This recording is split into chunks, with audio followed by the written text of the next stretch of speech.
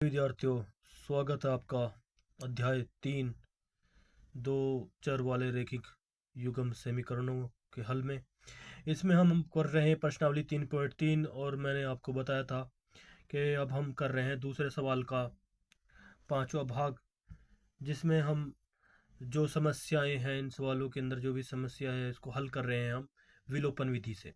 तो इसमें हमने देखा था एक किराए पर पुस्तकें देने वाले किसी पुस्तकालय के प्रथम 3 दिनों का नियत किराया है तथा उसके बाद प्रत्येक अतिरिक्त दिन का अलग अलग किराया है। तो इसमें दो ही शर्तें बनेंगी। एक तो प्रथम 3 दिन का नियत किराया क्या है उसके ऊपर हमें प्राप्त करना पड़ेगा x रुपये, और प्रत्येक दिन का अतिरिक्त किराया वो भी हमें मानना होगा, तो y रुपये। तो इसको हम इसमें जो बता रहा है कि सरिता ने 7 दिनों के तक एक पुस्तक रखने के लिए 27 रुपये दिए। तो मैंने आपको पहले भी कुछ सवाल कराया था, लेकिन कुछ कारणों से हमारा पहले जो हम वो कर रहे थे उसमें नहीं हो पाया। तो मैं आपको पहले बता रहा हूँ कि जैसे कि 7 दिन किसने रखा, सरिता ने 7 दिन रखा। सरिता ने 7 दिन रखा तो 3 दिन उसके प्रथम दिनों में ही कट जाते हैं, तो कितने दिन बचे, 4। तो इसके यहाँ पे 4 दिन बाकी रह जाते हैं। तो फिर इससे सरिता के जो अतिरिक्त दिन बचते हैं 4y में आ जाता है, और प्रथम दिन x में, तो x+4y की हमारे पास जो है ये स्थिति बनती है। तो इस प्रकार से हम लिखेंगे शर्त एक से एक के अनुसार क्या बनेगा हमारा। शर्त एक के अनुसार सरिता ने 7 दिन तक पुस्तक रखने के लिए 27 रुपये अदा किए, जबकि 3 दिनों तक वह नियत किराया है, तो 3 दिन वहां पे उसके कट जाएंगे। तो सरिता के कुल मान जो है अतिरिक्त किराया जो उसने दिया, तो इसके लिए हमारी समीकरण जो बनेगी वो x+4y बराबर 27 आएगा, जिसे हम समीकरण 1 मानेंगे। उसके बाद शर्त दो में क्या कहती है, इसमें कहती है कि सरिता ने 7 दिन के लिए लिया। उसके बाद जबकि सूसी ने पुस्तक 5 दिनों तक रखने के 21 रुपये अदा किए, नियत किराया था प्रत्येक का अतिरिक्त दिन का किराया ज्ञात कीजिए। तो सूसी ने भी जब 5 दिन के लिए लिए तो उसको भी ऑलरेडी 3 दिनों तक नियत किराया देना पड़ा, तो 3 दिन का वहाँ पे उसके 3 दिन वहाँ पे फिनिश हो जाएंगे। तो इसलिए उसके जो अतिरिक्त किराए में शर्त 2 के अनुसार x+, तो श्रुति ने कितने दिन के लिए, 5 दिन। तो 5 दिन में से 3 दिन तो ऑलरेडी उधर कट गए, तो श्रुति के कितने दिन बचे, 2 दिन। तो इस प्रकार से श्रुति के हमारे पास 2 दिन आए। तो श्रुति के लिए हमारे पास बनेगी x+2y बराबर 21, ऐसे करके हमारे पास समीकरण 2 आएगी। तो इस प्रकार से श्रुति के लिए जो हमारे पास शर्त 2 अनुसार जो हमारे पास समीकरण आएगी वो आएगी हमारे पास, इसमें से 5 में से 3 गए, 2 बचे, तो 2y आ जाएंगे अतिरिक्त किराए के रूप में। तो बराबर आया कितने दिन, 21 दिन। तो 21 को यहाँ लिखेंगे, समीकरण नंबर 2। अब शर्त 2 ये आ गई यहाँ पे। तो क्या करना है, हमें विलोपन विधि से हल करना है। विलोपन विधि से क्या होता है, इसमें एक का मान बराबर करके, इसलिए विलोपन विधि से हल करने पर, विलोपन विधि से हल करने पर, मैंने प्यारे विद्यार्थियों आपको पहले भी बताया था विलोपन विधि क्या होती है, प्रतिस्थापन विधि क्या होती है। पहला सवाल तो हमने विलोपन और प्रतिस्थापन दोनों विधियों से किया, लेकिन अब दूसरे सवाल में उसने कहा इन जो भी समस्याएं दी हुई हैं इनको आप क्या नाम है विलोपन विधि से हल करें।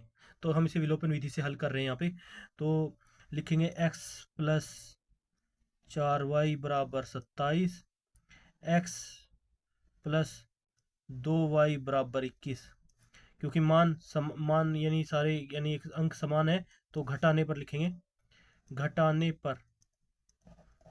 पर क्या आएगा हमारे पास, सॉल्व को आगे सोल्व करेंगे तो ये भी माइनस हो जाएगा, ये प्लस, ये भी माइनस हो जाएगा, यहाँ प्लस का है। तो एक्स से एक्स कैंसिल हो जाएंगे, कट जाएंगे, तो हमारे पास कितने बाई यहाँ पे, ये 2y माइनस, क्योंकि तो प्लस के 2y बचे, बराबर 21 माइनस में करेंगे 6 में से, तो 27 में एक साथ में से एक गया 6। तो y का मान जो हमारे पास आया 2 से कट जाएगा, y बराबर 3, 2 3 6। तो क्या करेंगे, समीकरण 1 में लिखेंगे, समीकरण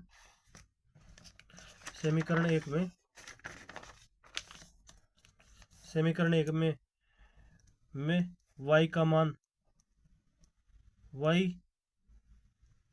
का मान रखने पर, तो समीकरण हमारे पास ऑलरेडी हमने देखी रखी है, x+4y बराबर 27 है। तो x बराबर x+4y है ना, एक्स प्लस 4y, वाई का मान कितना है हमारे ऑलरेडी 3 दिया हुआ है, बराबर 27 है। तो क्या आएगा हमारे पास आगे बढ़ने पर, एक्स प्लस 4×3 12 हो जाएगा, गुणा हो जाएगा अंदर क्योंकि ये गुणा में है, 4×3 12 बराबर 27। तो x बराबर होगा 27, ये पक्षांतर हो जाएगा, उधर 12 जाके माइनस हो जाएगा। तो x बराबर आएगा हमारा 7 में से 2 गए 9, 7 में से 2 गए 5, सॉरी 7 में से 2 गए 5, और इधर बचा 2, 2 में से गए 15। तो इस प्रकार से हमारे पास जो प्राप्त हो रही है संख्या, तो माना 3 दिन का नियत किराया जो है हमारे पास आ रहा है, नियत किराया देखिए, तो नियत किराया था प्रत्येक दिन का अतिरिक्त किराया ज्ञात कीजिए, तो x आया। तो इसलिए लिखेंगे 3 दिन का नियत किराया, प्रथम 3 दिनों का नियत किराया है तथा उसके बाद प्रत्येक दिन का अलग अलग किराया है। तो इसलिए लिखेंगे नियत किराया, इसलिए हमारे पास नियत किराया होगा हमारा, जैसे हमने माना था 3 दिन का नियत किराया, 3 दिनों का, दिनों लिख देंगे यहाँ पे, दिनों का। तो 3 दिनों का, प्रथम 3 दिनों का नियत किराया कितना था, प्रथम 3 दिनों का नियत किराया हमारे पास बराबर आया 15 रुपये। और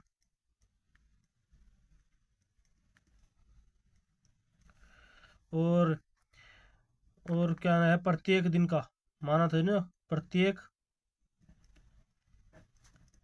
दिन का अतिरिक्त किराया